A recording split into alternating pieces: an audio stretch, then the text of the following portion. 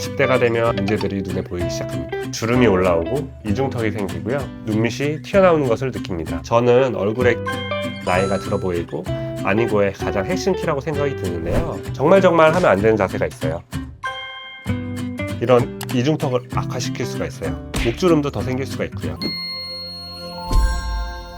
안녕하세요. 성형외과 전문의 정수영 원장입니다. 옛말에 나이 40이면 얼굴에 책임을 져야 한다. 사람이 40년 동안 어떻게 살아왔는지에 대한 분위기가 얼굴에서 풍긴다는 말인데요. 잘생기고 못생기고 문제가 아니고요. 운동도 열심히 하시고 식사도 좀 신경 써서 하시고 관리도 열심히 하시는 분들을 보면 조금 더 도전적이고 전반적인 분위기와 아우라가 젊다고 할까요? 느껴지는 게 다릅니다. 40이의 얼굴은 스스로 만드는 것이다. 어떻게 생각하시나요? 저는 동의합니다. 스스로 만드는 것이기 때문에 30대 후반부터 40대 중후반까지의 관리가 정말 중요합니다. 30대까지는 어떻게든 버틸 수 있고 뭐 큰 차이가 안 날 수 있는데 40대가 되면 이제 조금씩 문제들이 눈에 보이기 시작합니다. 주름이 올라오고 이중턱이 생기고요. 눈밑이 튀어나오는 것을 느낍니다. 이때부터는 일상생활에서 생활 습관을 잘 들이는 것이 정말 중요하고 화장품 잘 쓰는 것은 기본입니다. 여유가 되시면 관리받는 것도 중요하고요. 꼭 비싼 시술, 돈 많이 드는 시술이 아니라요. 저희 피부 완성영양에서도 가성비 시술에 대해 많이 소개를 해드렸으니까 한번 보시고요.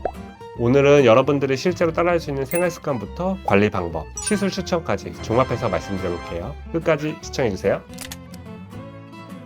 많은 분들이 피부나 얼굴선 관리에만 신경을 쓰는데 목주름, 이중턱 관리 굉장히 중요합니다. 목주름 관리는 목 척추 관리랑도 연관이 있는데요. 목주름이랑 척추 관리에 좋은 스트레칭 하나 알려드릴게요. 우리 정말 컴퓨터도 많이 하고 책도 많이 보고 핸드폰도 많이 봐서 목이 피로할 때 많잖아요. 그럴 때 스트레칭 어떻게 하세요? 이렇게 이 중에서 목 건강을 위해서 정말 하면 안 되는 자세가 있어요. 바로 이렇게 앞으로 구부리는 스트레칭인데요. 우리 목은 왼쪽처럼 목 뒤쪽으로 C자형 커브를 가지고 있는데 앞으로 목을 이렇게 숙이는 거는 디스크를 터뜨릴 수 있는 나쁜 운동이고요. 이건 척추 쪽으로 유명하신 정성근 교수님께서도 하신 말이고, 이 스트레칭은 목 디스크를 C자형을 완전히 없애는 스트레칭이고 목 디스크 속에 있는 수액을 뒤로 밀어내는 나쁜 운동입니다. 나이가 들면 얼굴이 처지고 목이 짧아지면서 이중턱이 생길 수가 있는데요. 목을 앞으로 숙이면 디스크에도 안 좋을 뿐만 아니라 이런 이중턱을 악화시킬 수가 있어요. 목주름도 더 생길 수가 있고요. 그래서 제가 목 디스크와 이중턱의 좋은 관리를 소개를 해드리면 바로 이렇게 엄지로 턱을 들어주시고 목 아프시다고 이렇게 숙이지 마시고 더 고개를 들려고 노력을 하시고요. 처음에는 이게 불편할 수 있는데 나중에는 오히려 목이 더 시원해집니다. 모니터를 볼 때도 이렇게 구부정한 자세를 보지 마시고요. 눈을 아래로 보는 식으로 핸드폰이나 책을 볼 때도 마찬가지고요. 생각날 때마다 해주시면 목주름도 좋아지시면서 이중턱 늘어진 것도 많이 올라붙으실 거예요. 그러면 원장님이 지금까지 알려주신 건 누구나 할 수 있는 거잖아요. 혹시 조금 더 신경 쓰고 싶으신 분들한테는 어떤 걸 권해드릴 수 있을까요? 이중턱의 원인에는 아까 말씀드린 안 좋은 생활 습관 이런 것도 있지만 목 안쪽의 근육의 처짐, 지방의 처짐, 피부 처짐이 문제가 되는 거거든요. 그렇기 때문에 근육, 피부, 지방 각각의 원인에 대해서 해결책이 다를 수 있습니다. 근육에 대해서는 하이프 리프팅이라고 해서 근막을 타이트닝 시켜서 위로 딱 달라붙게 하는, 대표적으로는 울세라, 국내 제품은 슈링크가 있습니다. 그리고 지방에 대해서는 데옥시콜산이라고 하는 지방세포를 녹이는 주사가 있는데, 이 데옥시콜산은 원래 담즙에서 분비되는 성분 중에 하나예요. 담즙이 원래 지방을 잘게 분해시켜서 소화시키는 역할을 하잖아요. 그 주성분을 잘 정제해서 이중턱에 주사하는 건데, 그러면 이중턱의 지방을 분해하는 효과가 있습니다. 이 성분은 효과가 이중턱에만 나 있다는 건 두 가지 의미가 있죠. 첫 번째로는 이중턱에 효과가 정말 있다는 말이고, 또 다른 말로는 이중턱 말고 다른 부위에 쓰면 위험할 수 있다라는 건데요. 내가 지방이 많다고 생각이 들면 트라이 해보는 것도 좋을 것 같습니다. 이런 시술에 효과가 없다면 이중턱 지방 흡입 수술도 지방이 많으신 분들에게는 효과적이니까 고려해봐도 좋을 것 같고요. 피부 처짐에 대해서는 피부가 늘어난 거니까 피부를 잘라내야 된다고 생각을 하는데, 오히려 목이 길어지려면 피부를 잘라내면 안 되고 피부가 여유가 있어야 되고 처짐을 받쳐주는 시술이 필요해요. 이 피부를 위쪽으로 받쳐주는 실리프팅 같은 시술이 도움이 될 수 있습니다. 눈밑 주름에 대해서 말씀을 드리고 싶은데요. 눈밑 피부는요, 종이처럼 얇고요. 피지샘이 적어서 쉽게 건조해지기 때문에 주름이 잘 생길 수 있는 부위입니다. 그래서 전체적인 피부가 탱탱한데 눈밑만 자글자글 하신 분도 많이 봤어요. 건조하거나 햇볕에 노출이 많이 되면 티가 가장 많이 나는 부위 중에 한 곳이기 때문에 관리를 잘 해주셔야 하는데요. 이걸 예방하기 위한 방법은 아이크림 사용하시는 것과 자외선 차단하는 건데요. 아까 말씀드렸듯이 다른 부분보다 건조해지기 쉬운 부분이기 때문에 추가적인 화장품을 사용해 주시는 게 좋습니다. 요새 유튜브들을 보면 눈가에 바세린을 바르면 정말 좋다, 이런 류의 영상이 많은데 제 생각에는 바세린은 조금 유분기가 많아서 과한 느낌이 있고 오히려 트러블이 날 수가 있어요. 그렇기 때문에 눈가 전용 화장품을 쓰는 게 훨씬 더 낫습니다. K-뷰티라고 해서 외국에서는 한국 화장품 난리잖아요. 이렇게 화장품 성분이 좋은 나라에서 살고 있는데 굳이 화장품이 아닌 다른 걸로 바를 필요가 전혀 없습니다. 또 눈 자주 비비는 습관 가지신 분들 많이 있는데요. 눈을 자주 비비면 그거 자체로 피부에 악영향을 미칠 수 있고 피부에 태선화가 생겨서 피부 주름이나 잔주름이 두드러져 보이거나 깊게 패이는 증상들이 생길 수가 있습니다. 두 번째로 중요한 것은 자외선 차단인데요.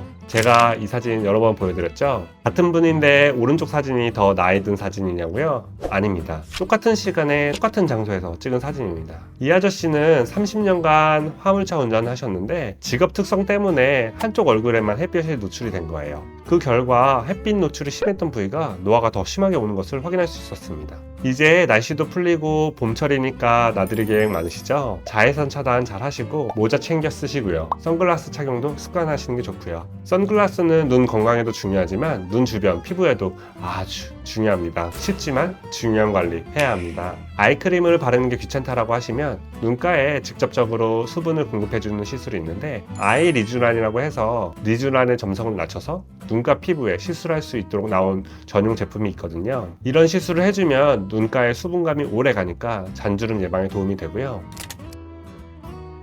갑자기 거울을 봤는데 눈밑 처짐이 보여서 놀라신 적 있으신가요? 눈밑이 처지면 다크서클도 심하게 보이고 전반적인 인상 자체가 늙어 보인다. 눈밑 지방이 돌출되어 있으신 분들은 눈밑 지방 재배치를 미리미리 진행해 주시는 게 장기적으로 봤을 때 피부 늘어남을 방지할 수 있습니다. 저는 이걸 풍선 늘어짐에 비교해서 설명을 드리는데요. 태풍선은 늘어짐 없이 탄력을 유지하는데 풍선이 부푼 채로 오랜 기간 유지가 되면 나중에 바람 빠졌을 때 풍선이 탄력이 빠져서 쭈글쭈글한 거 아시죠? 눈밑 피부는 풍선 같아서 아이백이 불룩하신 분들은 지방 처리를 해줘야 추후에 피부 늘어나는 것을 미리 예방할 수 있습니다.